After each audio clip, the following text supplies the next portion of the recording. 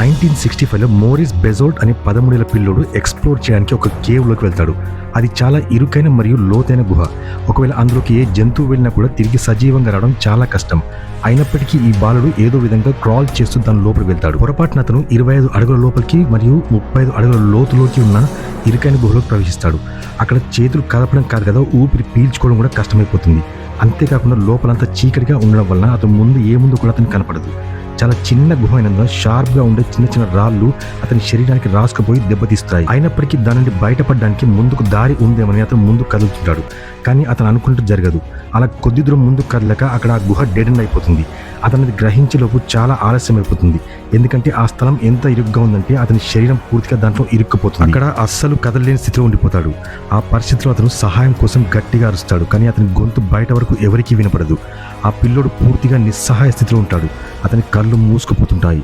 ఆ గుహ బయట ఎవరికి కూడా అందులో ఒక పిల్లోడు చిక్కుకుపడిన సంగతి తెలియదు.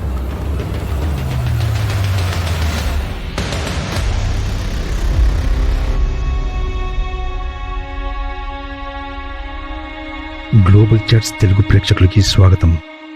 1965 అక్టోబర్ 5వ తేదీ క్లీవ్లాండ్ కొండ ప్రాంతంలో ఒక గుహ ఉంది. దాన్ని వైల్డ్ క్యాట్ కేవ్ అని పిలుస్తారు. ఈ కేవ్ ఎంట్రన్స్ ఎంత పెద్దగా కనిపిస్తుందో లోపలికి వెళ్తున్న కొద్దీ అంత నేరోగా అయిపోతుంది. ఆ రోజు మోరిస్ వస్తున్న స్కూల్ బస్ ఈ గుహకి కొద్ది దూరంలో పాడైపోతుంది. మోరిస్ ఈ కేవ్ దగ్గరికి చాలాసార్లు వచ్చాడు. ఈ కేవ్ గురించి అతనికి చాలా బాగా తెలుసు. అలాగని ఆ రోజు తన ఇద్దరు స్నేహితులతో కలిసి ఎవరికి చెప్పకుండా ఆ ఎంట్రన్స్ దగ్గరికి వస్తాడు. తన ఫ్రెండ్స్ని ఇంప్రెస్ చేయడానికి ఆ కేవ్ లోపలికి వెళ్ళి మళ్ళీ బయటకు వస్తానంటాడు. తన స్నేహితుడు కేవ్ లోపలికి వెళ్ళడం చాలా డేంజర్ అని చెప్పినా వినిపించుకోకుండా అతను లోపలికి వెళ్ళడం స్టార్ట్ చేస్తాడు. అతను మెల్లిగా తన మోకాళ్ళ మీద లోపలికి వెళ్తాడు. ఆ కేవ్లో అన్ని దిక్కుల లైమ్ స్టోన్తో తయారైన షార్ప్ ఆబ్జెక్ట్స్ బయటకు వచ్చి ఉంటాయి. అతను అలా లోపలికి వెళ్తూ ఉండగా అక్కడ ఉష్ణోగ్రత కూడా తగ్గుతూ ఉంటుంది. కొద్ది దూరం వెళ్ళాక లోపలంతా చీకటిగా ఉండి ఏం కనిపించదు. మోరిస్ ప్లాన్ ఏంటంటే ఈ కేవ్లోనికి 80 అడుగుల వరకు లోపలికి వెళ్ళొచ్చు. ఆ తర్వాత అక్కడ మిస్టీరియస్ చేంబర్ ఉంటుంది. అక్కడ వరకు అతను చాలాసార్లు వెళ్ళొచ్చాడు. దాని చుట్టూ తిరిగి మళ్ళీ అదే దారి గుండా బయటకు రావాలని ప్లాన్ చేస్తాడు. అయితే ఆ రోజు 40 అడుగుల లోపలికి వెళ్ళాక అక్కడ ఒక పెద్ద లైమ్ స్టోన్ కింద పడిపోయి ఆ దారిని మూసేస్తుంది. అక్కడ కేవలం 12 ఇంచుల ఓపెనింగ్ మాత్రమే మిగిలి ఉంటుంది. అందులోంచి వెళ్ళి ఆ మిస్టీరియస్ చేంబర్ వరకు చేరుకుని తిరిగి రావాల్సి ఉంటుంది. మోరిస్ చాలా కాన్ఫిడెంట్గా ఉంటాడు. ఎందుకంటే అతను చాలాసార్లు ఇక్కడికి వచ్చాడు కనుక మెల్లిగా అతను ఆ దారి గుండా లోపలికి వెళ్తాడు. అలా ముందుకు వెళ్తూ లోపలికి చాలా చీకటిగా ఉండడంతో అతను ఒక రాంగ్ టర్న్ తీసుకుంటాడు. అదే అతను చేసిన పెద్ద పొరపాటు. అతను మిస్టీరియస్ చేంబర్ దగ్గరికి వెళ్ళాను అనుకుని వేరే దారి లోపలికి వెళ్ళిపోతాడు. అక్కడ నుండి ముందుకు డెడ్ ఎండ్ తప్ప వేరే దారి ఉండదు. మోరిస్తో వచ్చిన అతని ఇద్దరు ఫ్రెండ్స్ కూడా అతన్ని అక్కడే వదిలేసి బస్ దగ్గరికి వెళ్ళిపోతారు. మరోవైపు అతను ఈ రాంగ్ టర్న్లోకి ముందుకు వెళ్తూ ఉంటాడు. అక్కడ దారి ఇరుగ్గా అవడంతో అతను కాళ్ళతో కొద్దిగా ముందుకు నెట్టుకుంటూ వెళ్తాడు. అలా అతను ముందుకు వెళ్తూ ఉంటే అతనికి దారి ఇంకా ఇరుగ్గా అయిపోతుంది. అంత ఇరుకైన స్థలమైనందున అతని బట్టలు కూడా చినిగిపోతూ ఉంటాయి. అతని శరీరంపై ఆ షార్ప్ లైమ్ స్టోన్స్ గాయాలు చేస్తుంటాయి. అప్పుడు అతనికి భయం కూడా వేస్తుంది. ఎందుకంటే ముందు ఏముందో కూడా అర్థం కావడం లేదు. అలా అతను ముందుకు వెళ్తూ ఉండగా ఆ గుహలో ఒక చోట 2 లైమ్ స్టోన్స్ దారికి అడ్డంగా పడి ఉంటాయి. వాటి మధ్యలో కేవలం 11 ఇంచుల దారి మాత్రమే ఉంటుంది. మోరిస్ అది దాటాక బహుశా మిస్టీరియస్ చేంబర్ వస్తుంది అనుకుంటాడు. అక్కడ వరకు వెళ్ళి మళ్ళీ తిరిగి రావచ్చు అనుకుంటాడు. అలా ఆ 2 రాళ్ల మధ్యలో నుండి ముందుకు వెళ్తుంటాడు. ఆ పెద్ద రాయి అతని కాళ్ళపై పడిపోతుంది. అలా అతనికి ముందుకు వెళ్ళలేక వెనక్కి రాలేక అక్కడ ఇరుక్కుపోతాడు. అతను కొద్దిగా కదులుదామన్నా ఆ రాయి అతని కదలకుండా చేస్తుంది. అక్కడ అతనికి అప్రర్థమవుతుంది అతను డౌన్ సైడ్ పొజిషన్లో ఇరుక్కుపోయాడని. అక్కడ నుండి ముందుకు ఏ దారి ఉండదు. అది భూమి లోపలికి 35 ఫీట్ల లోతులో ఉంటుంది. అతని శరీరానికి గాయాలై రక్తాలు కారుతుంటాయి. అతడు ఎక్కడైతే ఇరుక్కుపోయాడో అతనికి ఊపిరి పీల్చుకోవడం కూడా కష్టంగా మారుతుంది. అతను చాలాసార్లు ట్రై చేసి ముందుకు వెనక్కి కదలడానికి ప్రయత్నిస్తాడు. కానీ కుదరదు. ఆ పరిస్థితిలో ఆ పిల్లోనికి ఏడుపు వచ్చి తన ఫ్రెండ్స్ని పిలవడం మొదలు పెడతాడు. కానీ అతని అరుపులు బయట వరకు వెళ్ళవు. అలాగే అతని ఫ్రెండ్స్ కూడా గుహ బయట లేరు కనుక ఎవరో అతని అరుపులు వినలేకపోతారు. అలా నిస్సహాయ స్థితిలో ఒంటరిగా తను అందులో ఇరుక్కుపోయి ఏడుస్తూ ఉంటాడు. అతనికి తను చేసిన చిన్న తప్పు ఎంత ప్రమాదకరమైనదో అప్పటి వరకు అర్థం కాదు. మోరిస్ అక్కడ ఇరుక్కుని 2 గంటల సమయం గడుస్తుంది. అతను బయటికి రావడానికి ప్రయత్నించినా రాలేకపోతాడు. అతని ఇద్దరి ఫ్రెండ్స్ వాళ్ళ టీచర్స్ని తీసుకుని ఆ కేవ్ దగ్గరికి వస్తారు. మోరిస్ అందులోంచి బయటకు రాలేదు అని అతని టీచర్ విలియం పాల్ ఆ కేవ్ లోపలికి వెళ్ళడానికి నిర్ణయించుకుంటాడు. మోరిస్ ఎక్కడైనా ఇరుక్కున్నాడేమో బయటికి తీసుకొద్దామని అనుకుంటాడు. అతను కూడా సన్నగా ఉండడం కారణంగా ఆ గుహలోకి వెళ్ళడం అతనికి సాధ్యమవుతుంది. మెల్లిమెల్లిగా ముందుకు కదులుతూ వెళ్తాడు. కొద్ది దూరం వెళ్ళాక కూడా మోరిస్ ఎక్కడ కనిపించడు. కానీ ఇంకొద్ది దూరంలో ఒక మలుపు నుంచి మోరిస్ ఏడుస్తూ అరుస్తున్న శబ్దాలు వినిపిస్తాయి. అలా విలియం అతని అరుపులు విని అటువైపు వెళ్తాడు. ఆ ప్లేస్లోకి వెళ్ళాక 10 ఫీట్ల దూరం నుంచి మోరిస్ కాళ్ళని అతను చూడగలుగుతాడు. అయితే ఆ ఇరుకైన గుహలోకి వెళ్దామనుకున్నా వెళ్ళలేకపోతాడు. ఎందుకంటే అతను ఒకవేళ లోపలికి వెళ్దామని ట్రై చేస్తే ఏమైనా బండరాళ్ళు మోరిస్ పైన పడిపోతాయేమో అనుకుంటాడు. అయితే విలియం ఫైర్ ఫైటర్స్ సహాయం తీసుకోవాలని నిర్ణయించుకుంటాడు. ఫైర్ ఫైటర్స్ అక్కడ రావడానికి 2 గంటల సమయం పడుతుంది. మోరిస్ ఆ గుహలో ఇరుక్కుపోయి అప్పటికి 4 గంటల సమయం గడిచింది.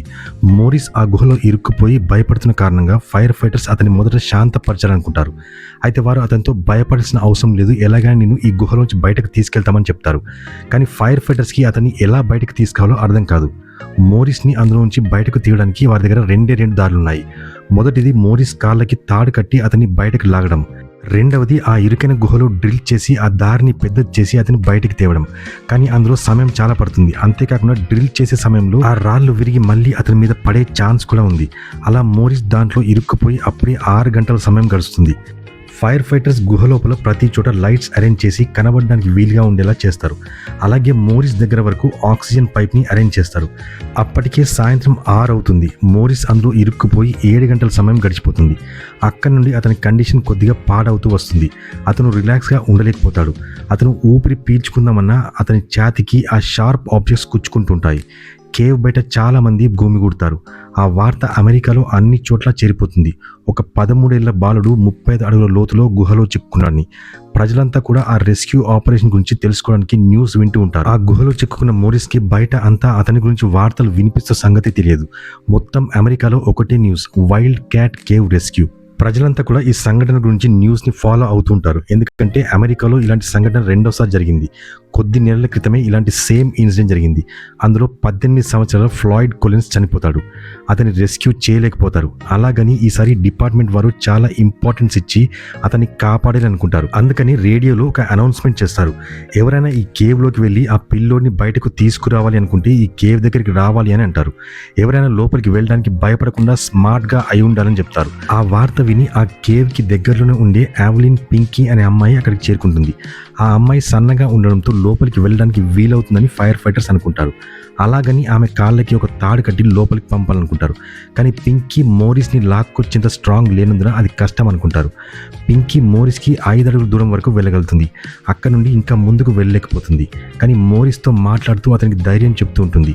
అదే సమయంలో రెస్క్యూ టీం అక్కడ పుల్లీ సిస్టమ్ని అరేంజ్ చేస్తారు. పుల్లీ సిస్టమ్ ఇన్స్టాల్ చేయడానికి చాలా సమయం పడుతుంది. ఎందుకంటే అది సన్నని ప్రదేశం కనుక ఒక్కరే వెళ్ళి ఇన్స్టాల్ చేయాల్సి వస్తుంది. మోరిస్ అందులో ఇరుక్కొని అప్పటికే 10 గంటల సమయం గడుస్తుంది. అతను కొద్దిగా కూడా కదలలేకపోతాడు. అతను ఆ గుహలో కింది వైపుకు ఇరుక్కున్నాడు కనుక అతని హార్ట్ పంపింగ్ కూడా కష్టంగా మారుతుంది. అలాంటి సమయంలో హార్ట్ అటాక్ వచ్చే ఛాన్స్ కూడా ఉంటుంది. రెస్క్యూ టీం మోరిస్ని పడుకోకుండా మెలకువగా ఉండేలా ప్రయత్నిస్తుంది. కానీ అప్పటి వరకు కూడా వారి దగ్గర ప్లాన్ ఎగ్జిక్యూట్ చేయడానికి అవసరమైన వ్యక్తి దొరకడు. రెస్క్యూ టీంకి ఒక పర్ఫెక్ట్ వ్యక్తి ఎవరైతే స్ట్రాంగ్గా సన్నగా ఉండి మోరిస్ వరకు వెళ్ళి అతని కాళ్ళకి ఆ తాడు కట్టగలగాలి. అలా వెయిట్ చేస్తూ ఉదయం అవుతుంది. అప్పటికే మోరిస్ ఏమీ తినకుండా నీళ్లు కూడా తాగకుండా ఆ కేవ్లో ఇరుక్కుపోయి 19 గంటల సమయం గడుస్తుంది. మోరిస్ వైపు నుండి ఎలాంటి మాటలు వినిపించకపోవడంతో అతను బ్రతికి ఉన్నాడా లేదా అని రెస్క్యూ టీం అనుమానపడుతుంది. అదే సమయంలో ఒకతను తన 2 కుమారులతో వైల్డ్ క్యాట్ కేవ్ దగ్గరికి వస్తాడు. వారి ఇద్దరి పేర్లు మైక్ అండ్ జెరీ. వారిద్దరు కూడా హైకింగ్ చేస్తారు. వారిద్దరు కూడా సైజులో సన్నగా ఉంటారు. అక్కడికి వచ్చాక లోపలికి వెళ్ళడానికి పర్మిషన్ తీసుకుంటారు. కానీ రెస్క్యూ టీంకి వారిద్దరు బలహీనంగా కనబడంతో వారు ఈ పని చేయగలుగుతారా లేదని అనుమానపడతారు. కానీ వారి దగ్గర ఇంకో మార్గం కూడా లేదు.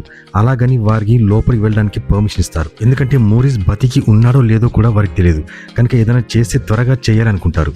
మైక్ కూడా మోరిస్ లాగే సన్నగా ఉంటాడు కనుక అతను మోరిస్ దగ్గర దాకా వెళ్ళగలుగుతారనుకుంటాడు. మైక్ తనతో 2 తాళ్ళు మరియు ఒక గ్లిజరిన్ సొల్యూషన్ ని తీసుకుని మోరిస్ దగ్గరికి మెల్లిమెల్లిగా వెళ్తాడు. అక్కడికి వెళ్ళాక ఆ గ్లిజరిన్ సొల్యూషన్ని మోరిస్ కాళ్ళ మీద మరియు ఆ గుహలో మొత్తం చల్లుతాడు. ఆ తర్వాత అతని కాళ్ళకి తాడు కట్టడం మొదలు పెడతాడు. మైక్ ఆ పనంతా ఒక చేత్తోనే చేస్తుంటాడు. ఎందుకంటే అతని ఇంకొక చెయ్యి ఎక్కడో ఇరుక్కుపోతుంది. ఎలాగోలా మైక్ మోరిస్ 2 కాళ్ళకి ఆ తాడు కట్టగలుగుతాడు. ఆ తర్వాత అక్కడి నుండి బయటికి వస్తాడు. రెస్క్యూ టీంని పుల్లి లాగమని సిగ్నల్ చేస్తాడు. ఆ రెస్క్యూ టీం లాగుతుండగా మోరిస్ బాడీ పైన రాళ్ళు గీసుకుపోయి అతను పెద్దగా అరుస్తాడు. దాంతో ఇంకా మోరిస్ బ్రతికే ఉన్నాడని అర్థమవుతుంది. అలా రెస్క్యూ టీం మెల్లిగా అతన్ని లాగుతుండగా మోరిస్ పైన పడిన ఆ రాయి మెల్లిగా కదలడం మొదలవుతుంది. అలా చిన్నగా మోరిస్ చేతులు కూడా కదిలిస్తూ తనని తాను బయటకు వైపు తోస్తూ ప్రయత్నిస్తాడు. అలా కొద్దిగా బయటకు వస్తూ మోరిస్ ఇంకా రెస్క్యూ టీం నుంచి 2 అడుగుల దూరంలోనే ఉంటాడు. అలా రెస్క్యూ టీం అతని కాళ్ళను పట్టుకుని బయటకు లాగుతారు. ఫైనల్గా 26 గంటల 24 నిమిషాల తర్వాత మోరిస్ ఆ కేవ్లో నుండి బయటపడగలుగుతాడు. మోరిస్ని బయటకు తీయడానికి రెస్క్యూ టీం రాత్రంతా శ్రమిస్తారు.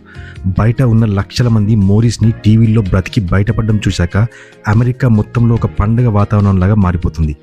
మోరిస్ని అక్కడ నుండి హాస్పిటల్కి తరలిస్తారు. హాస్పిటల్ వెళ్ళాక అతని బాడీపై ఎలాంటి పెద్ద డ్యామేజ్ లేదు, కానీ అతని ముఖంపై ఒక గాయమైనట్టు గుర్తిస్తారు.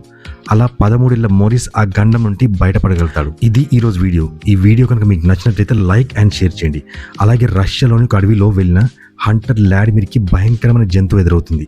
దాంతో పోరాటంలో లాడిమిర్ బతికాడా లేదా ప్రాణాలు కోల్పోయాడా అనే దాని గురించి ఒక ఇంట్రెస్టింగ్ వీడియో చేశాను.